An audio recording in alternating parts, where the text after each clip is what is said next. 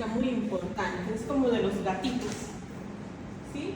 Entonces, cuando producimos la extensión cervical, aumenta su tono extensor en miembros superiores. Pero los miembros inferiores son los contreras, ¿no? Hacen al revés, aumenta su tono flexor. Gracias a esta reacción, este niño puede llegar a la posición de 4 puntos. No necesariamente ha logrado esa actividad motora, sino que a través de su cabeza activa sus reacciones para llegar a la posición de 4 puntos. Pero ya no puede gatear, ¿sí? Y cuando baja su cabeza se desarma completamente. Entonces, esa es la característica para diferenciar si realmente un niño está llegando a esa posición o es una reacción patológica, tónica patológica, que la lleva a esa posición. Entonces, este es el primer estímulo. Cuando nosotros colocamos a un niño en decúbito ventral, pero sobre un rolito, ¿me prestas tu rolito de atrás tuyo? Sobre un rolito que no sea tan alto como para que el niño pueda apoyar sus antebrazos, como este. Y estando el niño así, el terapeuta lo que hace es sujetar obviamente su sacro y levantamos la cabeza. Al hacer la extensión cervical, el niño va a activar su patrón extensor apoyando las manos al piso, pero sus miembros inferiores se flexionan.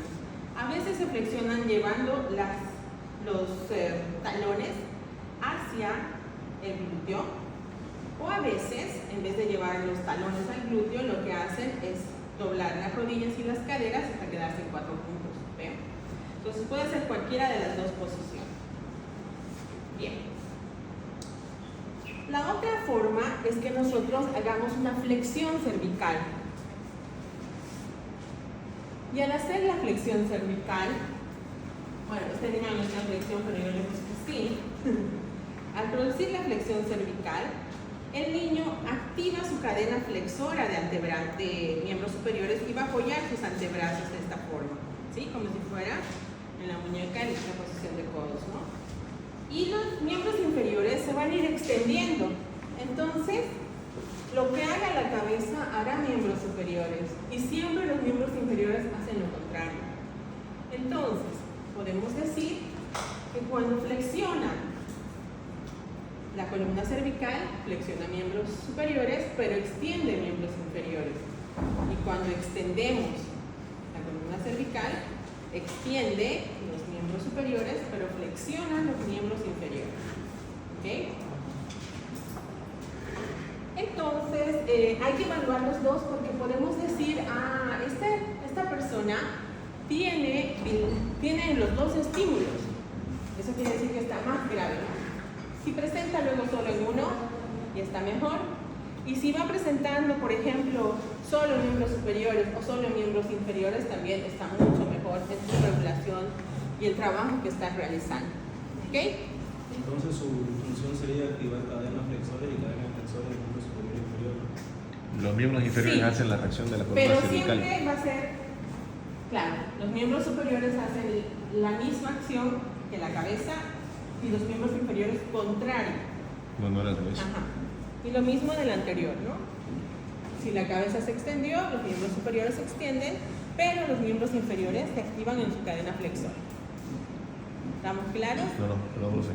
Dijo, cuando se flexiona la columna cervical, el miembro inferior se flexiona también. No. En flexión, solo miembros superiores. Inferiores se extienden. Así como puedes ver. Entonces, miren, tenemos el niño ahí echado en pollo, me flexionan y haría esto. Pero al extender la cabeza, el niño hace esto. ¿Sí? Y si es más capo todavía, se hace esto. ¿Ven? Pero en cuanto el niño baja su cabeza, automáticamente se le doblan sus codos y se estiran sus piernas. Y eso es la reacción RTCS. ¿Ok?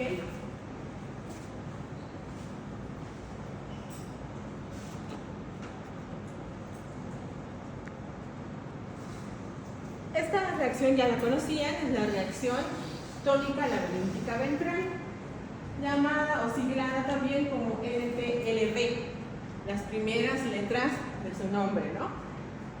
reacción tónica laberíntica ventral. La característica de esta ya la saben, el estímulo sigue siendo 2, ¿no? O la suspensión ventral y apoyo en la superficie de evaluación, como hicimos antes, y se activa toda su cadena flexora, como ven en la imagen. Sí, cadena flexora o ventral. La otra forma, si fuera grande el niño, más de 2 años, pasamos de decúbito ventral, de dorsal a ventral, y se produce también ese estímulo para producir la respuesta de activación de la cadena ventral. ¿Ok? Todas sus articulaciones hacen flexión. Incluso otros, como le pasó a Nicky, y lo van a ver en la feria, levantan completamente las pompis hasta ponerse en una posición agazapada. Su contralateral se llama reacción tónica laberíntica dorsal, que fue la pregunta de examen para la fila 2, el RTLD. Sí, la reacción tónica laberíntica dorsal se evalúa exactamente igual al RTLB, solo que de forma dorsal. Hacemos una suspensión dorsal alta y apoyamos sobre la superficie de evaluación. Quiero que sepan que no es levantar lento y apoyar lento, porque entonces no se activa lo que estamos estimulando. Aquí estimulo el sistema vestibular y luego estimulo el sistema propioceptivo, que desde lo alto empieza a sentir su peso sobre la superficie de evaluación.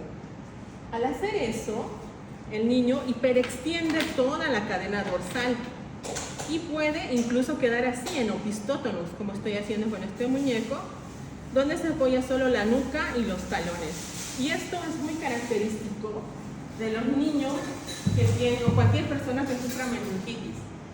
¿Sí? Si nosotros hoy, Dios no quiera, hoy, mañana, quien sea, nos da una meningitis y no nos tratan, podríamos quedar con un aumento de tono tan alto que puedes quedar en opistótonos. ¿Sí? Entonces, al sentir propioceptivamente su peso, el niño lo que hace es activar su cadena extensora. Ni siquiera activa, hiperextiende la cadena extensora o dorsal. Ahora bien, no siempre los niños van a estar así. Habrá niños donde solo se apoya en la cabeza y aumente, siempre vas a tener la cabeza hacia atrás y aumente su tono extensor en el resto del cuerpo. ¿Sí? No quiere decir que siempre vamos a buscar que esté hiperextendido, pero legalmente esa es la posición, pero con los brazos extendidos.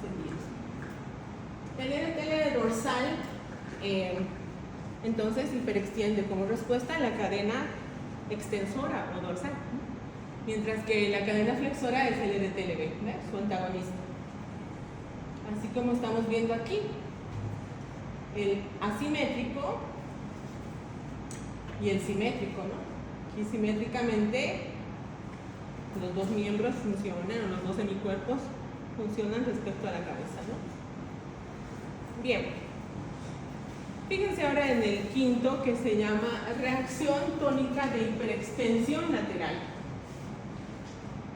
En la reacción tónica de hiperextensión lateral podemos encontrar como respuesta, igual que el RTLD, pero encostado, ¿no? Fíjense, hiperactivado la cadena extensora o dorsal.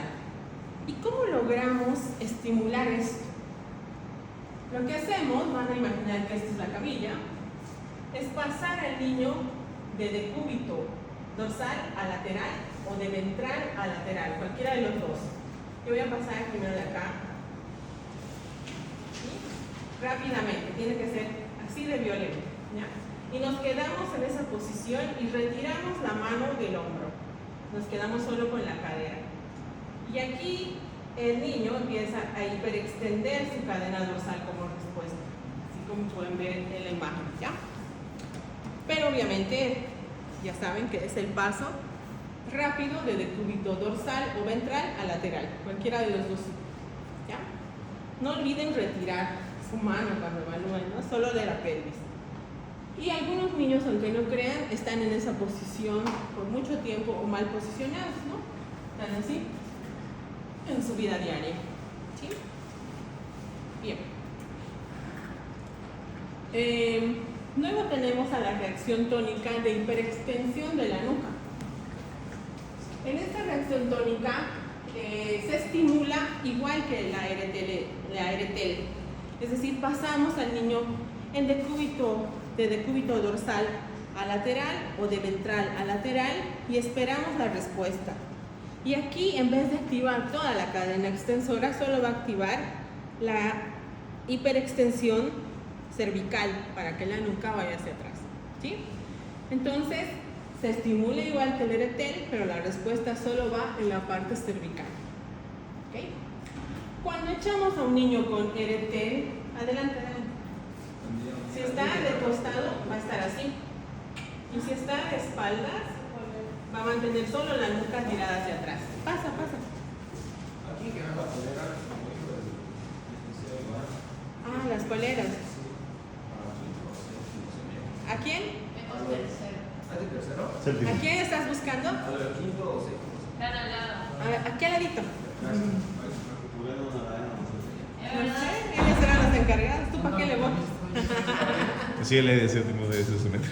Bueno, no se fijen en la niña que tiene la macrocefalia, fíjense en el baby de acá, ¿ya? Entonces, podemos encontrar niños que tienen la hiperextensión de la nuca. Saben que más o menos a los 6 meses la mamá sigue cargando así a su niño, ¿no?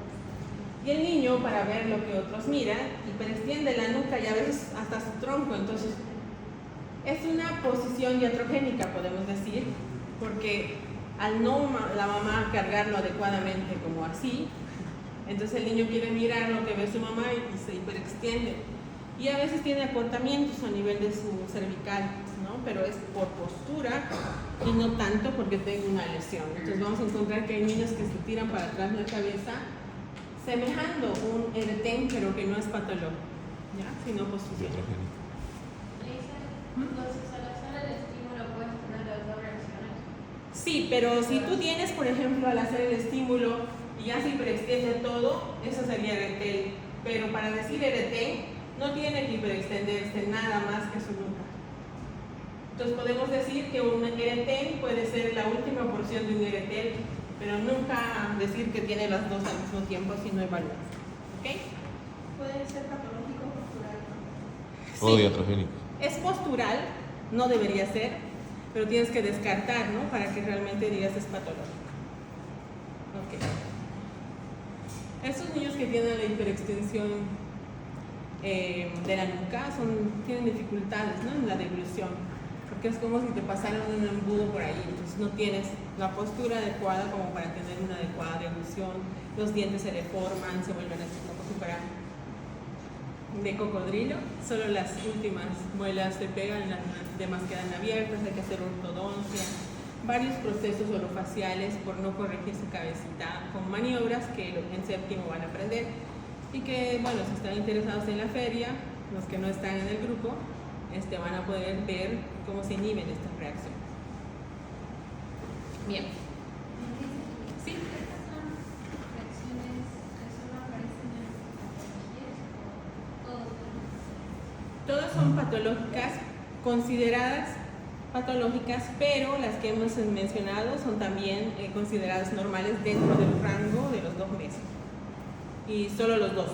si aparece después de los 2 meses ya está? No. ¿Cuáles son las que aparecen a los 2 meses? Las primeras. ¿Pero cuáles? ¿Qué se llaman? Ajá, el RTLD y el RTCA. Esas son consideradas primarias, mientras duren hasta los 2 meses y desaparecen normalmente. Pero si tú tienes un niño que tuvo dificultades al nacer, nació con un Apgar 4, 5 y además perdura su RTLD, ya tendría que llamarte la atención su presencia y no sería normal. Y al tercer mes ya le tomas la evaluación de reflejos hiperexcitados, entonces es muy probable que ya no sea normal sino patológico. O sea, dice, mientras esté en el tiempo adecuado, es algo súper normal. Sí, pero por ejemplo tú puedes evaluar a un niño que 2 años, digamos, tuvo una lesión, vamos a decir una fiebre que le llevó a convulsión y tuvo problemas y hubo algún daño cerebral, y tú lo evalúas a ese niño, ya no camina, ya no se sienta, su tono es diferente y además vuelve a presentar el RTCA, el RTLB, es patológico, ¿no? Todos son patológicos. excepto esto. Se llaman tónicos patológicos, no solo patológicos, porque patológicos recién vamos a ver.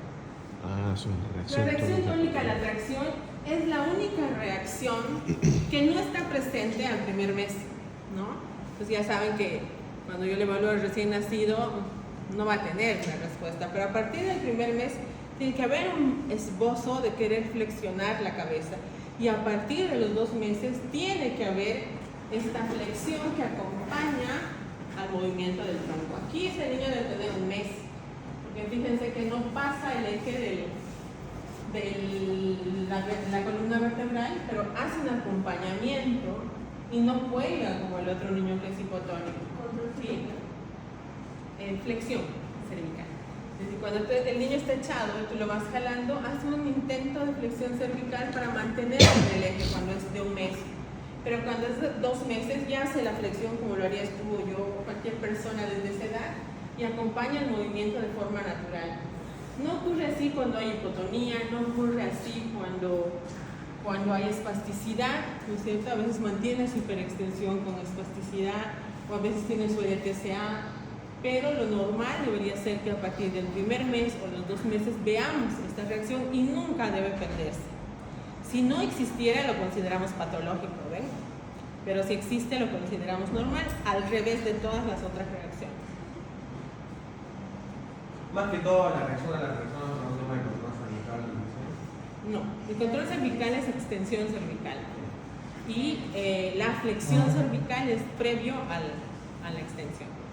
En el desarrollo motor ya vamos a ver que se da a los 2 meses la flexión, mientras que la rotación se da casi a los 3 para poder girar, ¿no? Pero normalmente la extensión va también a partir de los 3 meses, cuando ya has consolidado la flexión y las flexiones laterales. Entonces, tiene un proceso.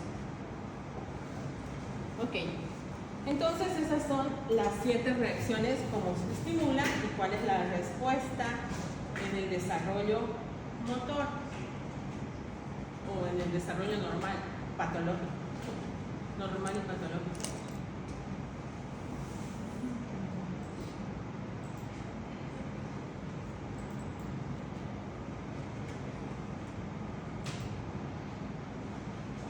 Aquí con los de séptimo vamos aprendiendo maniobras, pires, handlings, que son posiciones para inhibir cada una de estas reacciones.